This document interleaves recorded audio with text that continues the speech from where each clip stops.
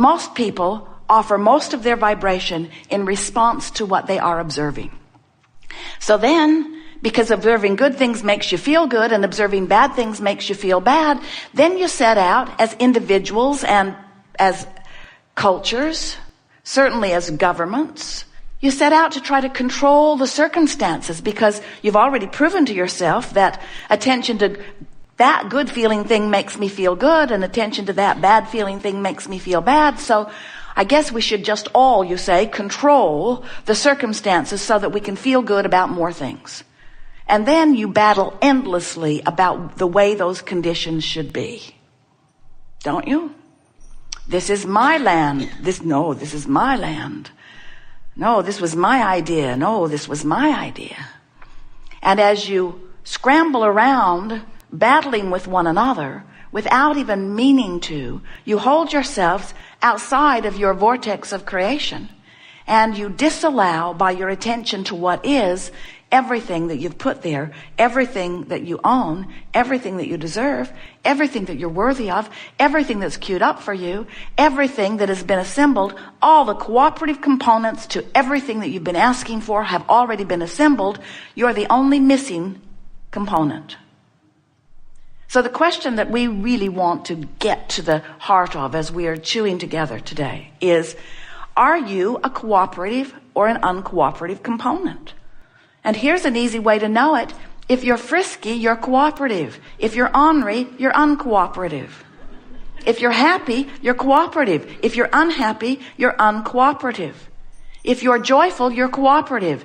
If you're pessimistic, you're not cooperative. If you're ornery, you're not cooperative. If you're overwhelmed, you're not very cooperative. If you're fearful, you are so uncooperative. And many of you would say, but I have reason for my fear. And we say, doesn't matter. You're uncooperative to your own cause.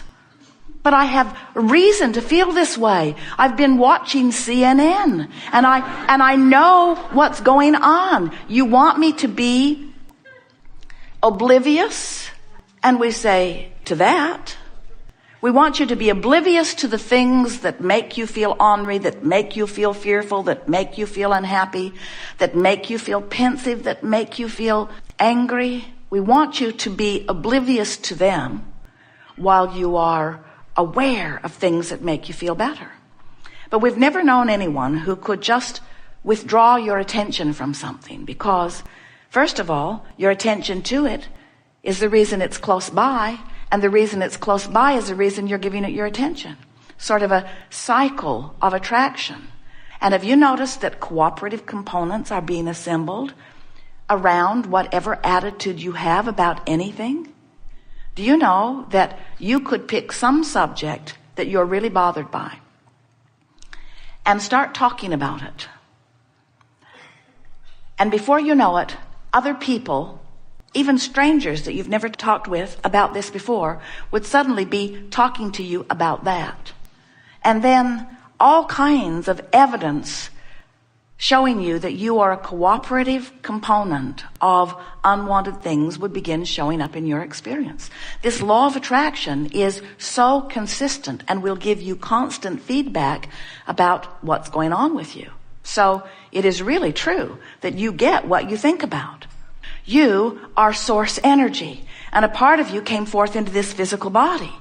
And when in this physical body, sorting through contrast, you ask for something more, the larger part of you becomes it. And this is the story that you want to give your attention to. We want you to understand that when you get it, that there is a vortex of creation that is spinning, that includes all that you are, that holds with it the energy of source. And when you take the time to line up with it, then you begin to understand that the only thing that is happening to you ever is that you are letting yourself be all that you've become or not. That really is the only story that's going on. Because if life hadn't caused you to expand, your not going would not make you feel negative emotion. The only reason that you ever feel negative emotion is because life caused you to cause the source within you to hold a different broader, bolder, bigger, lovelier stance of being, and you, in your attention to whatever you're giving your attention to while you have negative emotion, is not letting you get up to speed with all that you have become. Creation, everything that you feel, every emotion that you feel, and everything that is happening to you is happening only because of your relationship with who life has caused you to become, and you're allowing it or not. So rather than spending a lot of time talking about all of these points of attraction that could be going on, there are people who are sick with this disease and people who are sick with that disease and people who are having this trauma and this trauma, all kinds of things happening in the scope of human events. You look around, you see it all. But none of that is consequential. What is consequential is this vortex and your relationship to it. If your vortex is spinning as it is and you are holding yourself in fear or anger, you're so far from your vortex that there is a contradiction within you that has this really strong negative energy moving through you, and you don't feel good. When you get over into the vicinity of hope, closer to your vortex, you feel so much better because there's less resistance within you. And when you get into the vicinity of hope, your vortex will frequently take you in. And when you get in, oh, you're going to have a good ride. That's that feeling of elation. The best feeling in the world is moving into the vortex. The exhilaration that you feel, the feeling of passion. And of course, once you get into the vicinity of hope on several subjects and your vortex takes you in, now inside this vortex where you have clear view, now you begin to understand. You begin to know. You begin to believe and know. And that is an emotion that we don't have to tell you, you know, is sublime. That feeling of knowing your value and worthiness. So here's the easiest way to explain this to you from a basis of universal laws. And as you understand this, then everything that you're living or everything that you're watching anyone else live will begin to make sense to you. So here's the best way of explaining this. You are more than you see here in these physical bodies. You are source energy. And before you came into these physical bodies, you were source energy. And even though you are here, focused in these physical bodies, there is a larger part of you who is focused in the non-physical. Now, many of you have been calling that part of you God, but we want you to understand that there is a vibrational attitude of you that exists in the non-physical while you are here focused in this physical body, who is the holder of all that you have become. Certainly the holder of all that you were before you were born into this physical body, but the holder now of everything that you have expanded to since being here. In other words, when someone was rude to you, you wanted a nicer world. And when you ask, your inner being, the source energy part of you, embraced that idea and held the idea of it purely for the creation of it. When you don't have enough wellness in your body, and so you ask for more wellness, that non-physical part of you takes that idea and holds steady the vibrational attitude of that. Everything that you know that is now physically focused was at one time, prior to the manifestation, vibration. And vibration is the beginning of everything that you know that is manifested. So it is important to realize that when you don't have enough of something and you ask for more of it, you send forth, we're not kidding you even a little bit, a vibrational rocket that the source energy part of you holds and becomes. That's why we can tell you unequivocally that when you ask, it is given every single time. When you ask, it is not just given. When you ask from your physical format and you send forth a rocket of desire, the non-physical part of you embraces that desire and becomes it.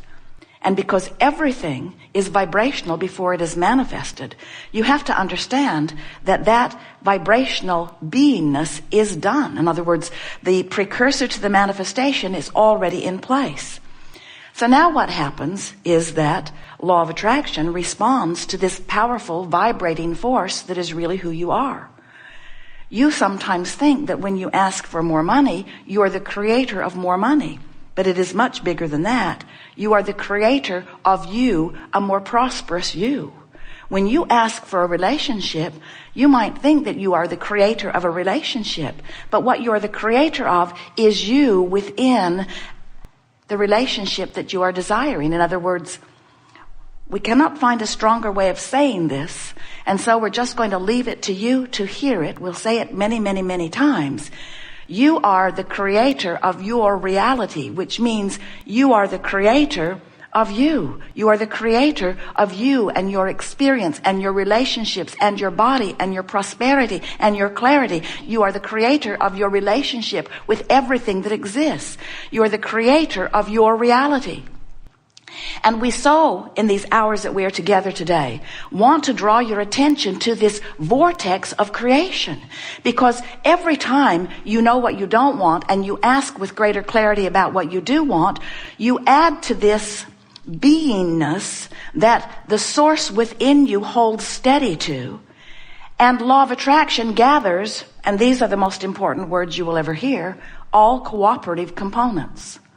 So you have a vortex of creation, an assembly of all things wanted, circumstances and events, other people, attitude, information, everything that is necessary to satisfy the questions you're asking, the problems you're looking for solutions for, the creations you're creating.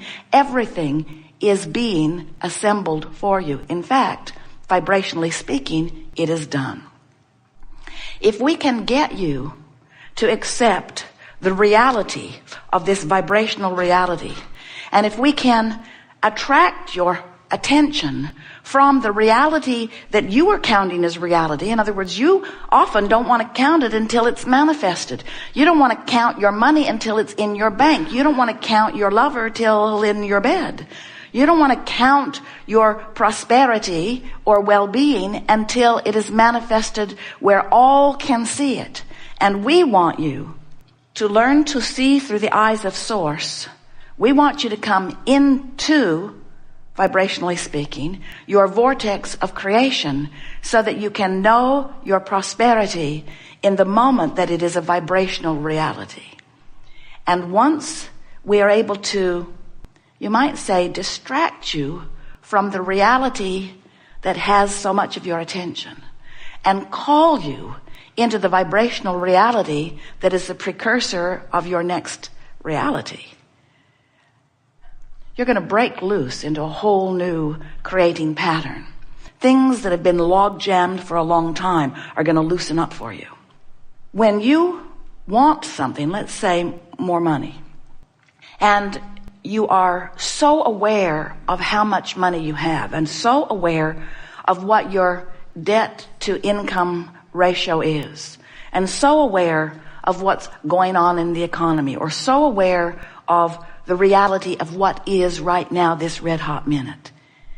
Even though you've asked for far more, and far more is queued up for you, and could come to you now,